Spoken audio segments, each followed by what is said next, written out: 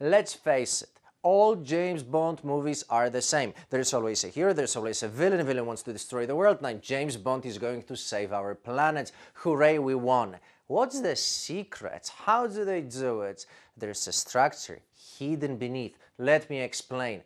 I'm Dr. Matt. Welcome to my channel. Stay tuned. So, let's analyze more than 20 movies they made about James Bond. Or actually, one is enough, because all of them are still about the same thing. There's an underlying hidden structure based on storytelling, which is a very important marketing tool used in content marketing that they constantly use. And they've been doing this ever since. In 1953, the first novel was produced, written by Ian Fleming, about a secret intelligence service, MI6, in Britain, the agent who has license to kill. Apparently, this hero has become so popular and so widespread that the movies themselves grossed more than $7 billion US, which is extraordinary result.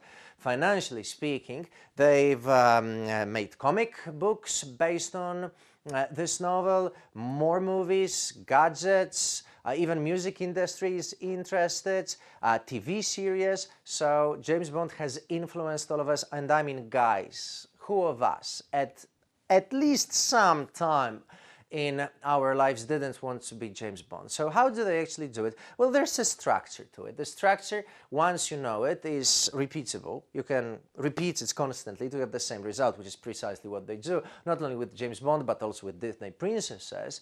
There's duplication possibility when you have a structure, which means you can give the structure to someone else. Now they can produce different kinds of James Bond movies or superhero movies, for that sake, because Iron Man doesn't really differ that much from Spider-Man nor from Batman or Superman.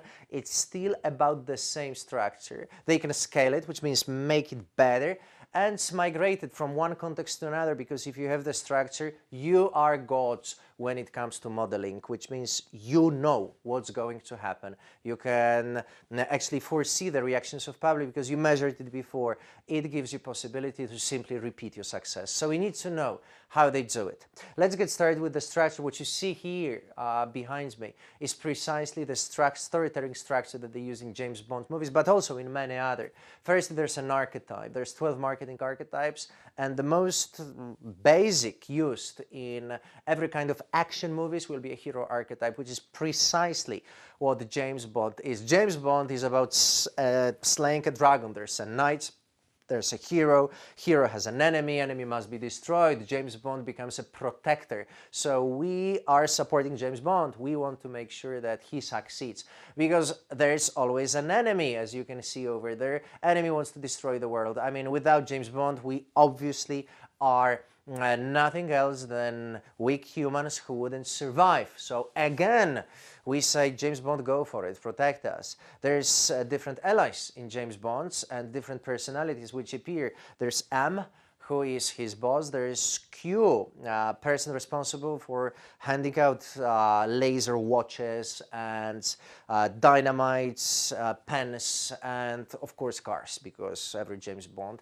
needs to have, as you can see, objects that reappear constantly in every movie. We get so used to it that later on we don't actually see the movie for its content, we see it for the structure, because we are so habituated to the structure that if they don't repeat the structure, then we don't understand the movie and know what's going on. I mean, there must be an enemy who needs to destroy the world, there must be some allies, there must be some weapon. Actually, in James Bond case, it's a gun. But quite often it will be something else. Harry Potter has wands, and Luke Skywalker has a sword. Someone else is going to have a pistol. Superman has superpowers and laser beams coming from his eyes. So there's always something that a superhero has, some sort of superpower. James Bond will always be athletic when it comes to his looks. He will always be a man in his late 30s or 40s. This is always a guy who's handsome. I mean, they don't take someone who, say, is super tall or short, who's overweight. This wouldn't go along with the whole script. There's then certain appearance that we spoke about. The guy, he uses different kinds of suits, but mostly it's Italian, it's tailor-made. It might be 5,000 US dollars more a piece, so they really know what they are doing. There's always different scenes. Actually, they will visit different countries. Sometimes it's Mexico, sometimes it's Rome, sometimes it's London, to make it more interesting and to make the whole script more engaging, because we travel with James Bond to some very exotic locations, like Haiti, for example. There's a moral of the story, and good always wins. I mean, who doesn't remember the last scene where James Bond is holding one of his two girlfriends? By the way, there's always two girlfriends, one's good, one's bad, but James Bond, just to make sure which one's good, is going to date both of them. So finally he's with one girlfriend, and there's this beautiful sunset, and we think maybe he's gonna get married. No, he's not gonna get married for sure. This would destroy the whole script. There's certain threads. James Bond's is functioning normally. Then there's a villain. Villain wants to destroy the world. The first attempt to kill the villain doesn't work. James Bond needs to train. He needs to get help. Now he gets help. Now he comes back to the villain again. He destroys them, and they lived happily ever after till the next villain reappears. Heroes and villains are like dogs and cats. They don't like each other, but they depend on each other when they are in one household. And this is a fascinating relationship between those two prota and antagonists, that they need to function in this toxic relationship, but it creates a conflict, and we as spectators, we definitely want to see conflict. His profession, he's a secret agent. I mean, what else more sexy is there? I mean, cook, lawyer, psychologist, scientist, secret agent, now that's something, right? Even with a license to kill, because you can do whatever you want. There's certain language that he uses with his British accent. There's actually research which shows that Americans, when they listen to someone using British accent, they perceive that person to be more intelligent, which means that I'm from London probably works wonders.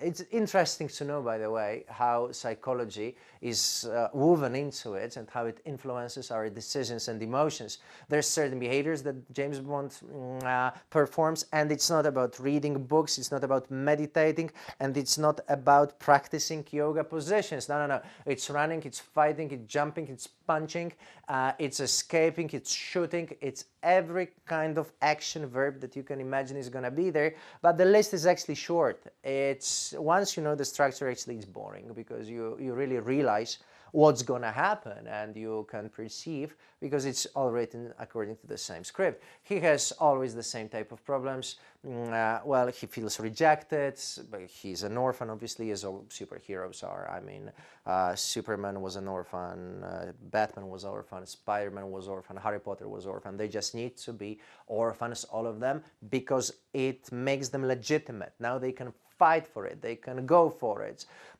He has, apart from certain behaviors and language, certain problems to solve, so it's always about solving the danger coming from the villain. He has certain objective, he needs to protect us, he needs to fulfill the tasks given by his superiors from MI6. He has certain values that loyalty being number one. He has some past history. In some of movies we were able to get to know that. And he has a certain vision, and the vision is that the world is a safe place. All this leads us to a very important conclusion. James Bond movies are the same because they have a structure, and once you have the structure, it can be repeated, it can be duplicated, it can be scaled, which means made better, and it can be migrated in different contexts. Now, here's your task. How can you use it in sales so that you produce similar products, but because the content, at least on the surface, seems different, and the structure, of course, stays the same, you improve and increase your sales? Can you use the same structure when it comes to relationships? I mean, you have a different date, but the structure of a date is still the same, and people feel good about this. Remember, people get hooked on the structure. They get habituated to it, and once the brain recognizes it's the same experience, it will make you feel safe, which is what we're talking about here. Is there the structure to learning foreign languages? Yes, there is. I speak fluently 7 languages. I just started learning Mandarin Chinese. So you really, if you know the structure, can be successful in it. It's all interesting, isn't it? Subscribe to this channel then, if you haven't done that yet, to be updated with all the material that I put here. If you know someone who could benefit from this movie, then make sure you send them a link and comments and tell me more about your impressions and your experiences connected with the structure that you can see everywhere. Think about Disney princesses. There is structure to be seen everywhere there. Thank you very much. See you next time.